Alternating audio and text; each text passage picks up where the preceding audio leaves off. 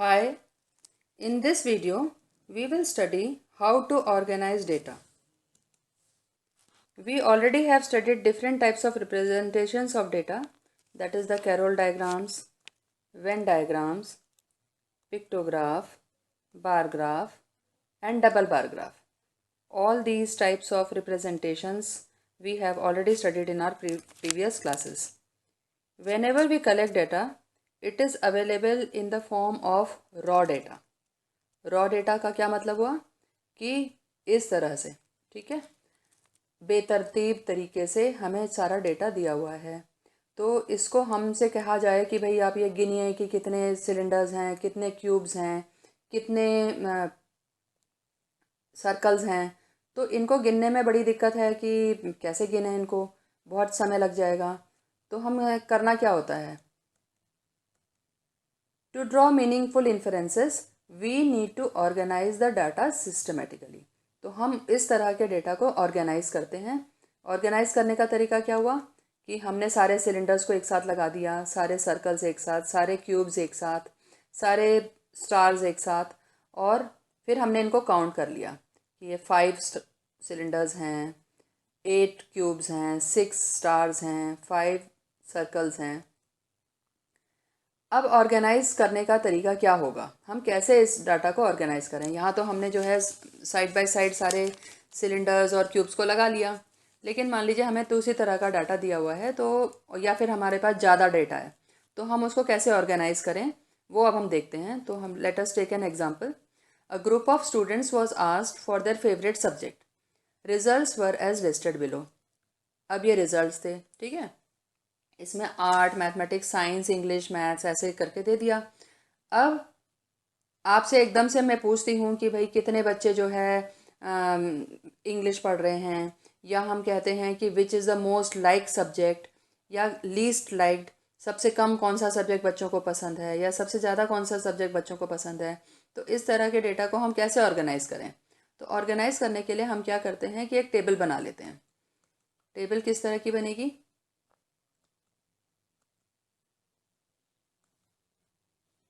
ये टेबल हमने बना ली, ठीक है। सब्जेक्ट में नीचे हमने लिख लिया art, mathematics, science, English, tally marks और नंबर ऑफ स्टूडेंट्स। अब हमें टैली मार्क लगाने हैं, तो टैली मार्क लगाते समय आप ये देखोगे कि हम आर्ट जैसे मैंने काट दिया, ठीक है, आर्ट का टैली मार्क अब मैं आर्ट के सामने लगा लूँगी। ऐसे ही मैथमेटिक्स को मैंने कट कर दिया और मैथमेटिक्स के सामने मैं टैली मार्क लगा दूँगी। साइंस, साइंस, इंग्लिश, इंग्लिश के आगे tally mark, maths, mathematics, art, art के सामने टैली मार्क। तो इस तरह से हम जो है टैली मार्क लगा लेते हैं, सब्जेक्ट को देखते जाते हैं, कट करते जाते हैं और टैली मार्क्स लगाते चले जाते हैं। यहाँ से हम सब्जेक्ट को कट कर देते हैं और यहाँ पर हम टैली मार्क लगा लेते हैं। ऐसे यहाँ पे हमने जैसे मैथमेटिक्स को कट किया तो मैथमेटिक्स के आगे हमने टैली मार्क लगा लिया। इसी तरह से अगला इंग्लिश को जब आप कट करोगे तो इंग्लिश के सामने एक टैली मार्क और आ जाएगा, ठीक है।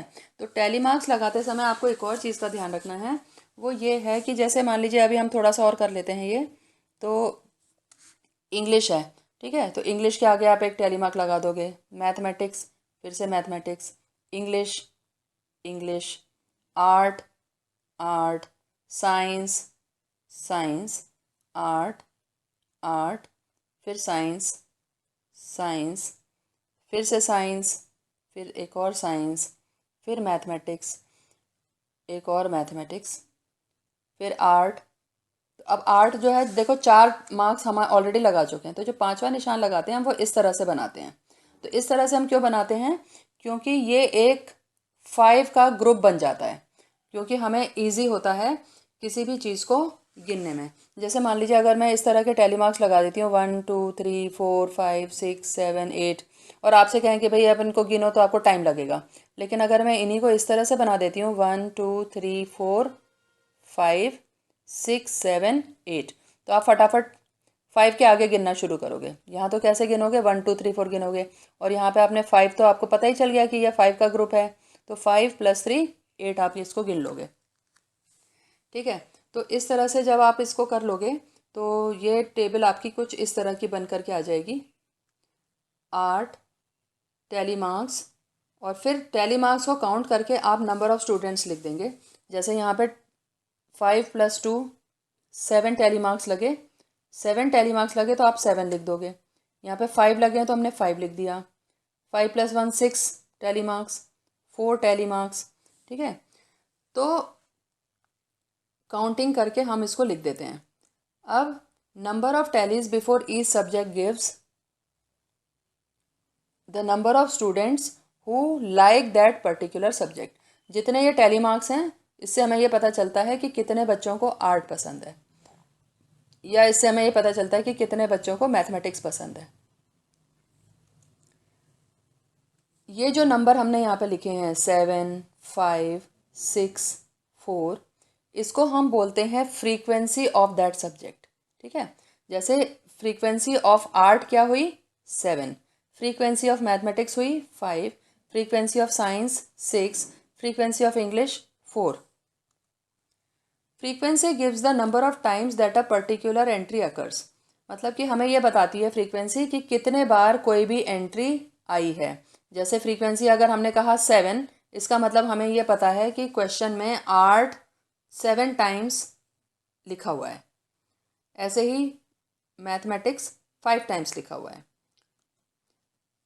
ये जो टेबल हम बनाते हैं, this is known as frequency distribution table, ठीक है। इस टेबल का नाम है फ्रीक्वेंसी डिस्ट्रीब्यूशन टेबल।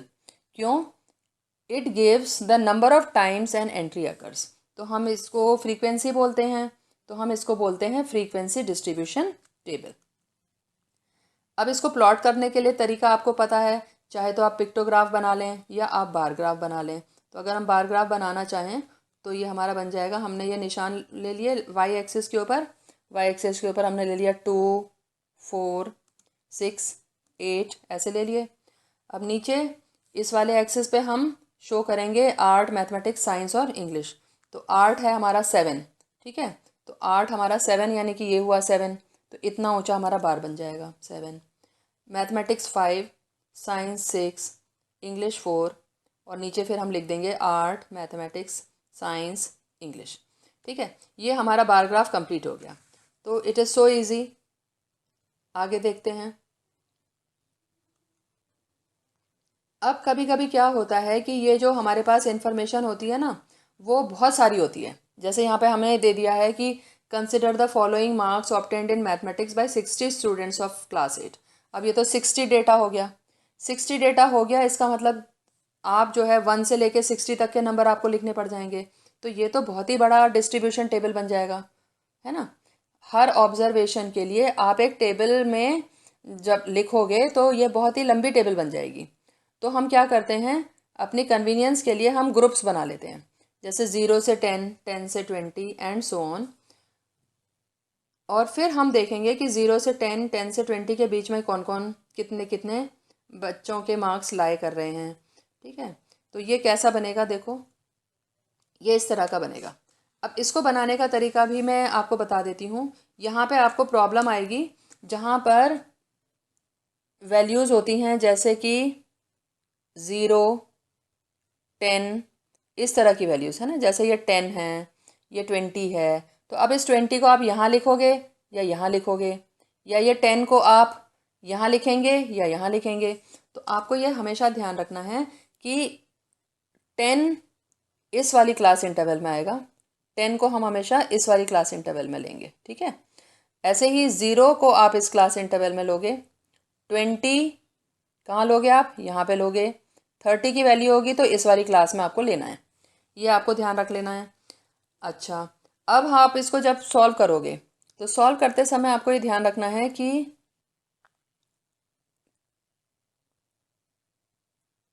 एक एक हम निशान लगाते जाएंगे, और निशान लगाने के बाद में फिर हम इसको सॉल्व करेंगे। कैसे, वो भी मैं अभी आपको बताती हूँ किस तरह से निशान लगाने हैं आपको। सेम 21 यहाँ से कट करा आपने, 21 काट के, और यहाँ पे 21 यहाँ पे एक निशान लग गया, ठीक है, ये लग गया निशान। फिर आपने 10 को काटा, तो 10 मैंने जैसे आपको बताया कि इस वाली क्लास इंटरवल में आएगा, तो यहाँ पे आपने निशान लगा दिया। 30 इसमें आ जाएगा, 22 इसमें आ जाएगा। इस तरह से आप इनको कट करते जाओगे और यहाँ पे निशान लगाते चलोगे। 5, 37, 12 ऐसे इनके निशान लगाते जब आप चलोगे तो हमारे पास इसी तरह से टैली मार्क्स आ जाएंगे। टैली मार्क्स आने के बाद में फिर आप इनका टोटल करके लिख दोगे तो ये हमारी फ्रीक्वेंसी आ गई हर एक की। 2, 10, 21, 19, 7, 1 ये फ्रीक्वेंसी आ गई। अब इनका जब आप टोटल करोगे, ठीक है, इन सब का जब आप टोटल करोगे तो ये टोटल हमारा 60 आ गया। तो ये कितनी ऑब्जर्वेशंस हैं यहाँ से लेके यहाँ तक, ये सारी कितनी ऑब्जर्वेशंस हैं? 60 ऑब्जर्वेशंस हैं। तो 60 ऑब्जर्वेशंस आ गई, ठीक है। तो ये हमारा चेक भी हो जाएगा कि क्या हमने सारी ऑब्जर्वेशंस को ले लिया है यहाँ पे। तो data presented in this manner is said to be grouped, इसको हम ग्रुप डाटा बोलते हैं।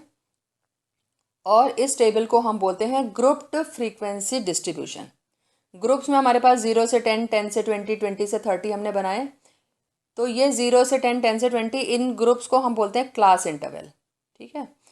In the class interval 10 to 20, मान लीजिए ये क्लास इंटरवल है, तो जो 10 है it is called the lower class limit and 20 is called the upper class limit. This difference between upper class limit and lower class limit is called width और size of the class interval.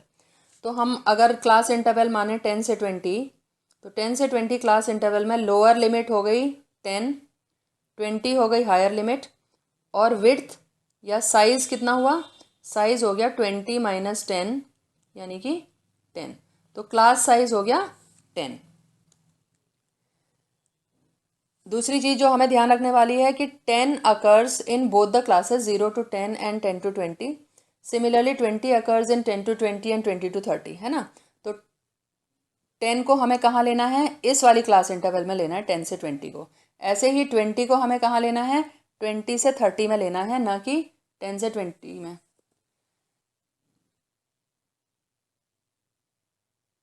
So 10 belongs to the class interval 10 to 20 and similarly 20 belongs to the class interval 20 to 30 and not 10 to 20। ये आज का आपका lesson था। Thank you.